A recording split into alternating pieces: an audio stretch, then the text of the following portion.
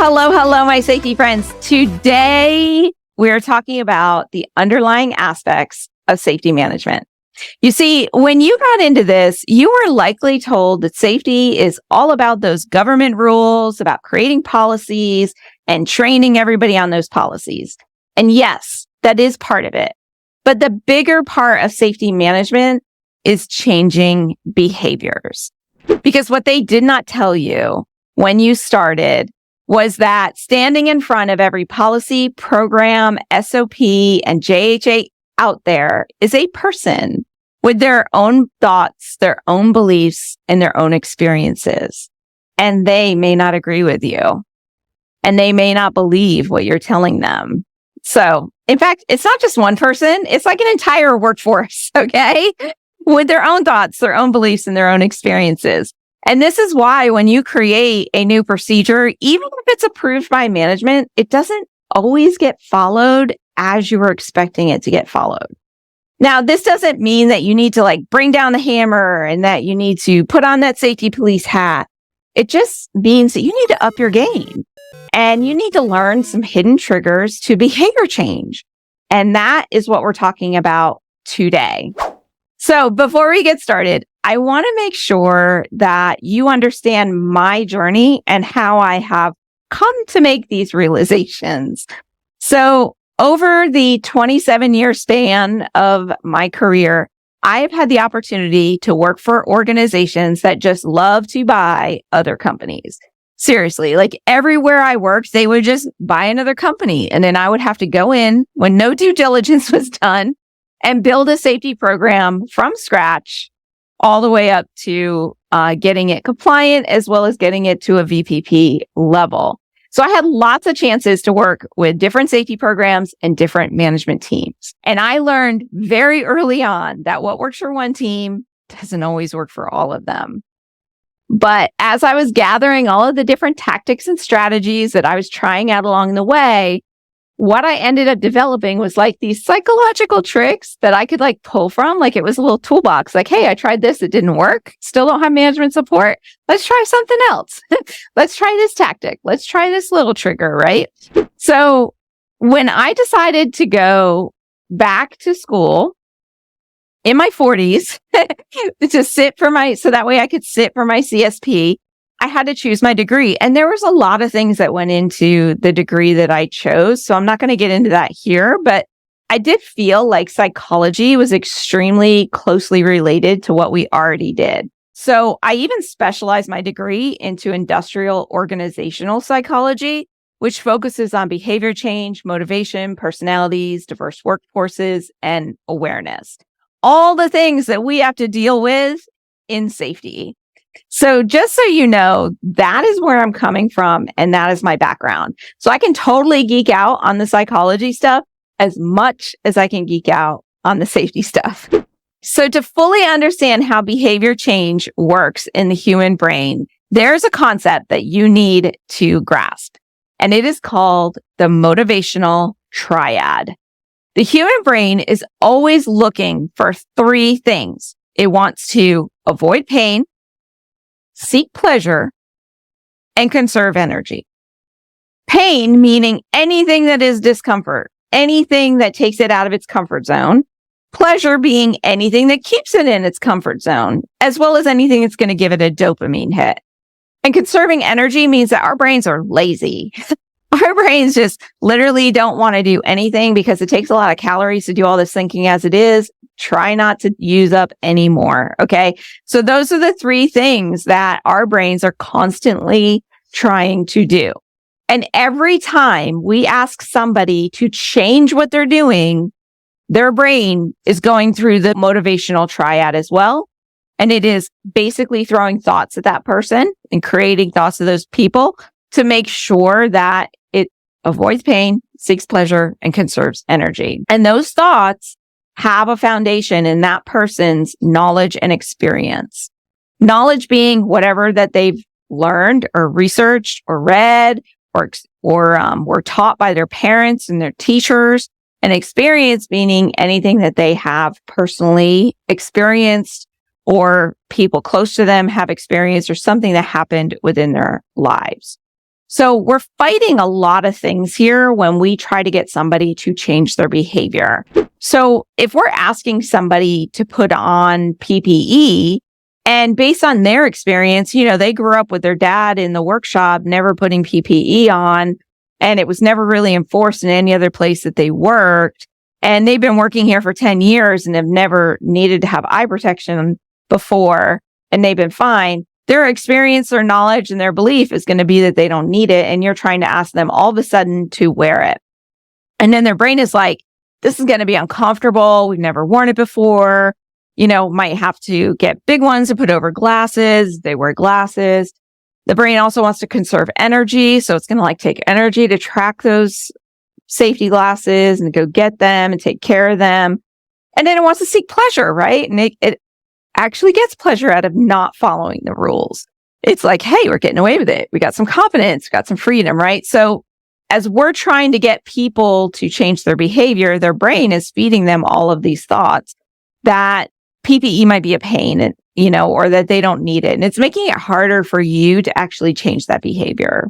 And this works the opposite way as well. Like if their experience is, a background in a lot of injuries, or they have a lot of knowledge in safety, this works the opposite way as well. So think about ourselves is that we have a lot of knowledge in safety. We may not experience the injury ourselves, but we actually have seen a lot of injuries ourselves or heard about it in our reading and stuff.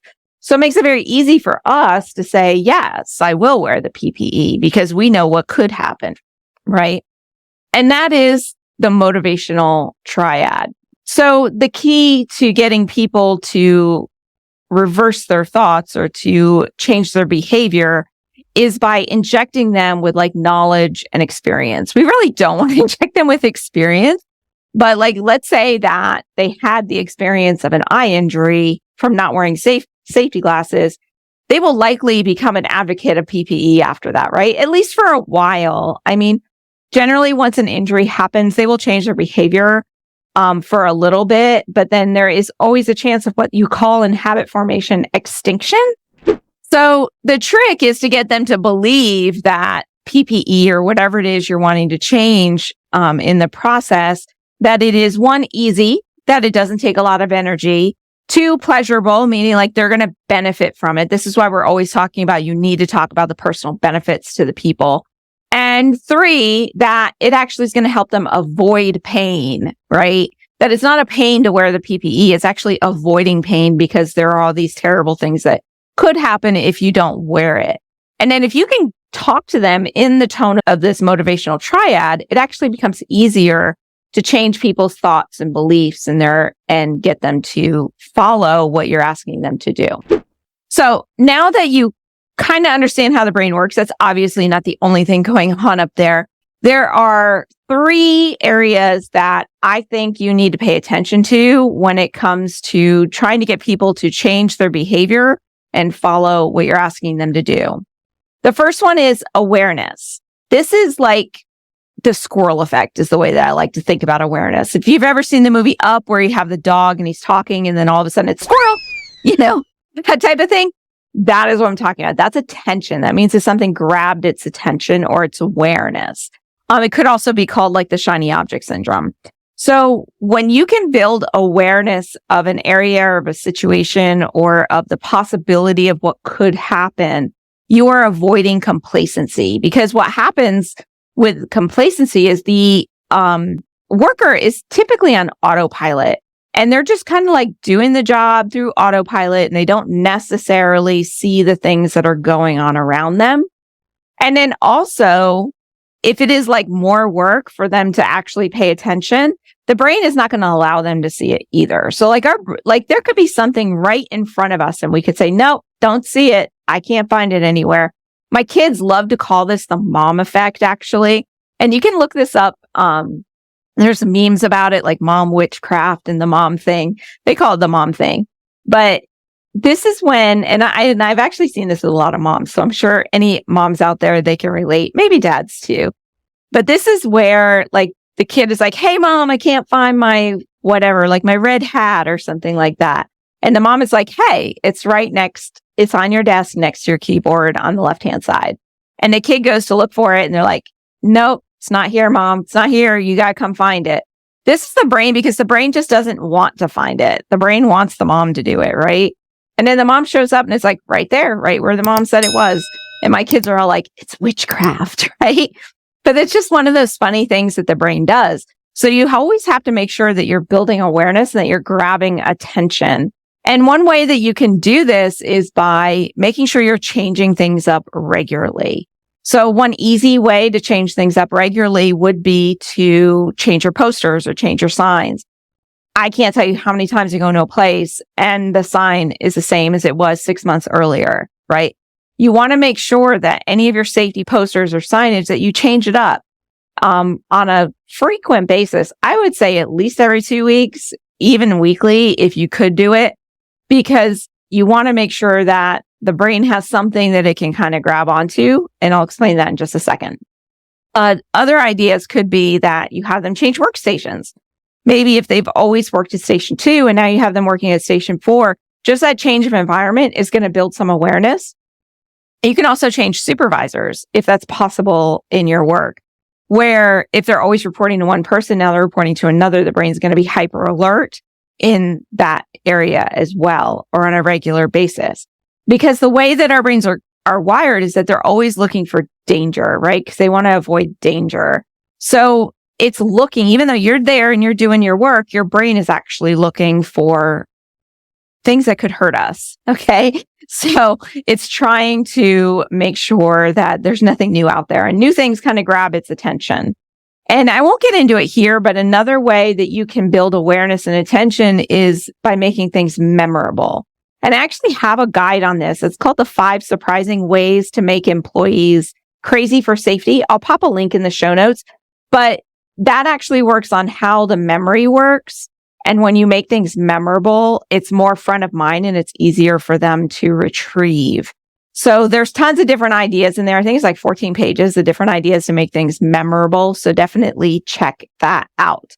So that's awareness and attention, kind of like the same thing. So always be thinking about that as you're trying to get people to follow your policies and your procedures. The next one is motivation. So contrary to popular belief, humans are not motivated by money as much as we think they are. Now, they do need to get paid enough so that way you take the lack of money off the table. So think back to Maslow's hierarchy of needs, and the very bottom is psychological or physiological needs, like your food, your water, your rest, your health, right? Those have to be covered before they can start thinking about safety and security. So you do need to make sure that they're getting paid enough so that way that's off the table. If they're not getting paid enough, then yes, money becomes a motivator, but it's not going to motivate them to do what you're wanting them to do. It's just going to motivate them enough to like, I have to make more money so that way I can pay my bills type of thing, right?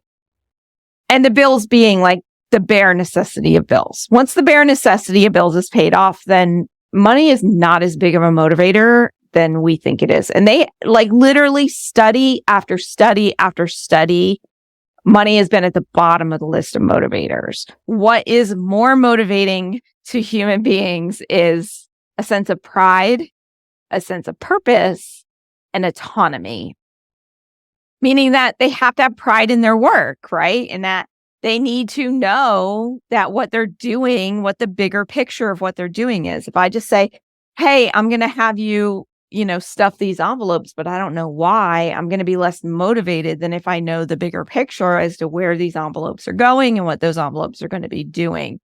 And then autonomy, meaning like they do have some control over their own work and their own decisions. Okay. So micromanaging people, being right there, making sure that they're, I don't know, counting their widgets or whatever they do, does not work as well for motivation. So how can you use pride, purpose, and autonomy in your safety program? Well, you could make sure that you highlight people's achievements, right? Give them pride. You're going to highlight their achievements. You're going to call out their good work.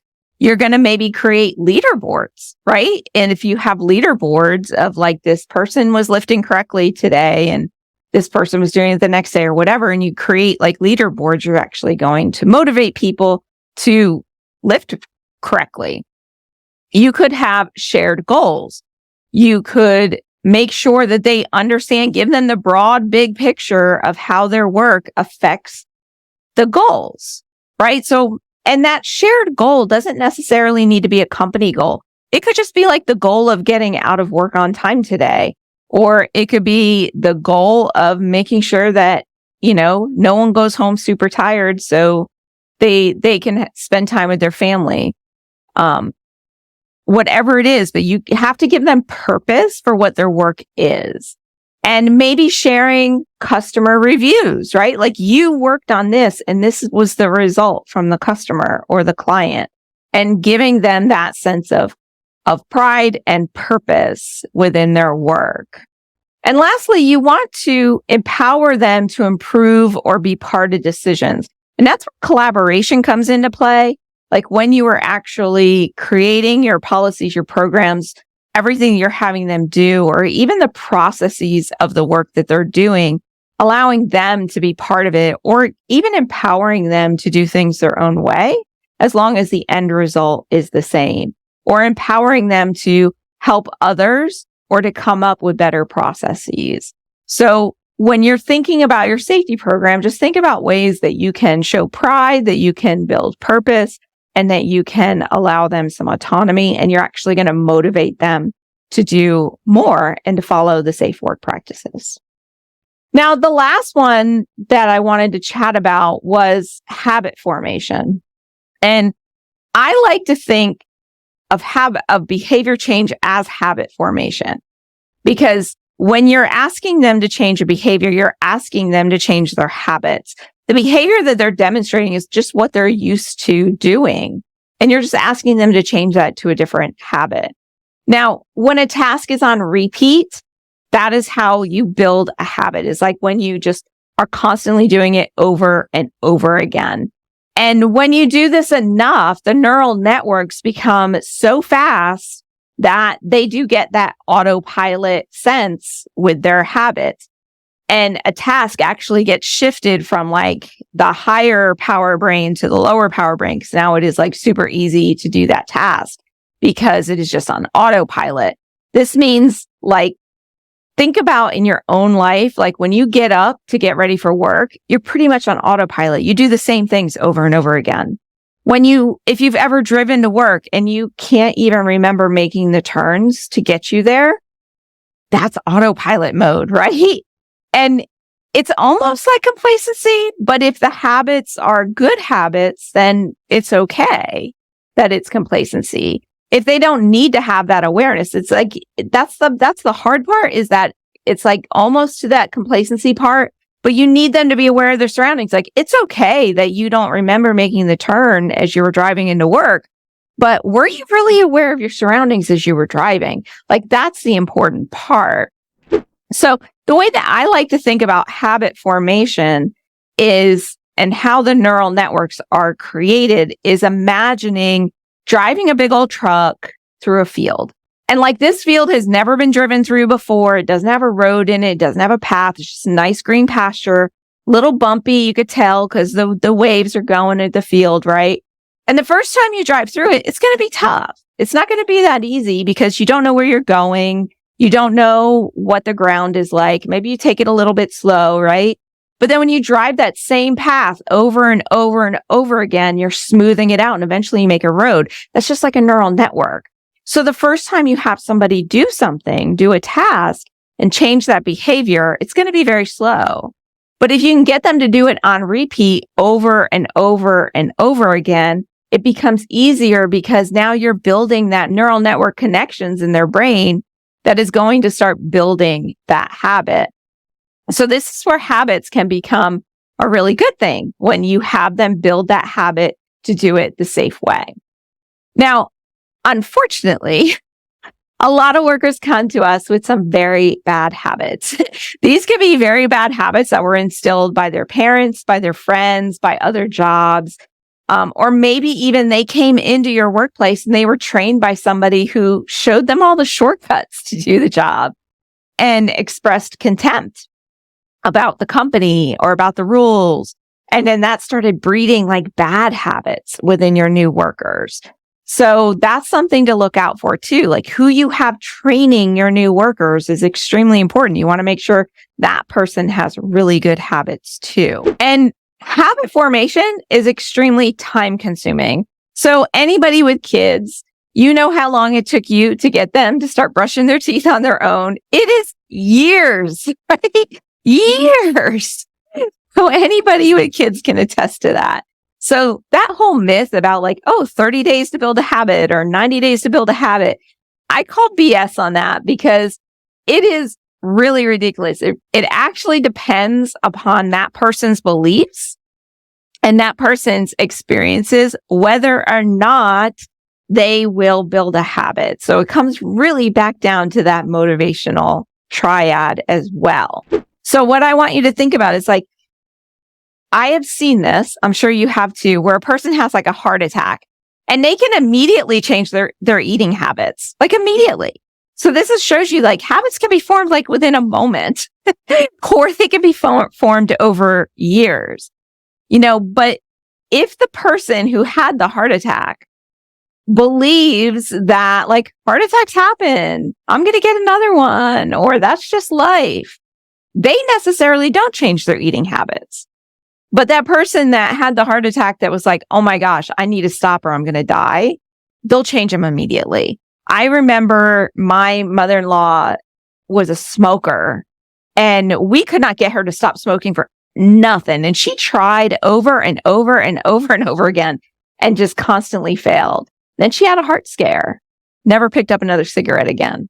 Ever. We're talking like 30 years, right?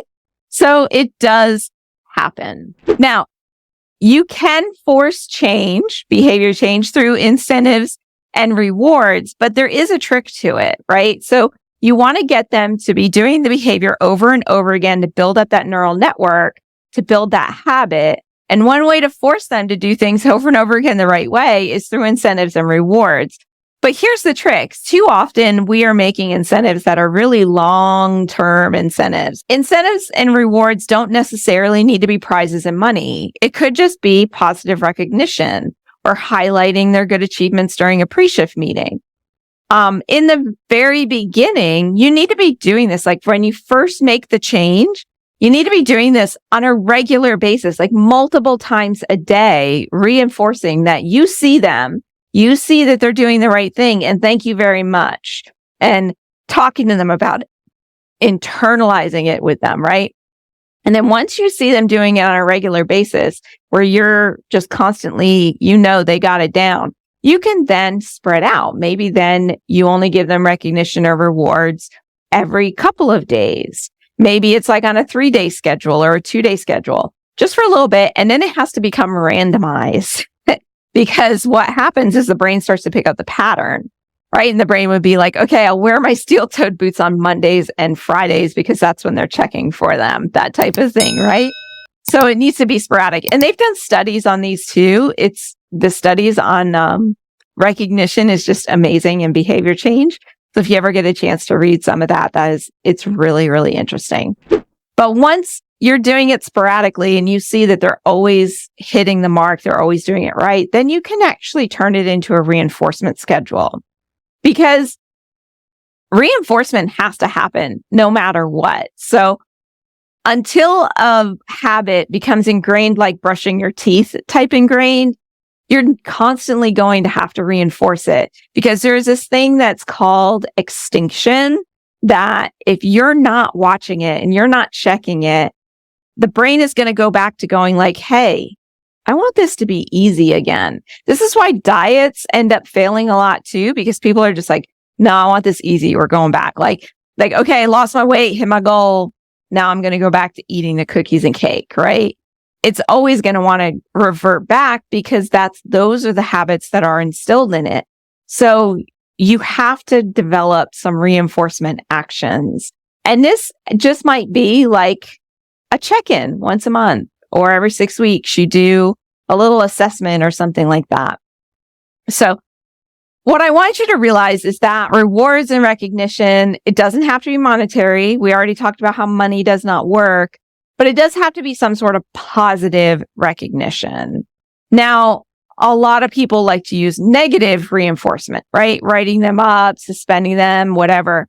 And that is definitely an option. And it does work in the short term, but negative reinforcement has never been shown to last in the long term. So if you are constantly assessing people and always bringing up the negative, it actually causes more problems in the long run. You end up having worse morale, worse turnover, some cases retaliation, some cases defiance. I've even seen it where they've damaged property and things like that because it's just a constant bombardment of negative reinforcement. So you really do want to do more positive than negative. And what I teach my people is like for every negative, you need to have 2 to 3 positives to kind of balance that out. So you do need to have a combination of both because you can't just let people get away with doing things that are really, really bad or not listening.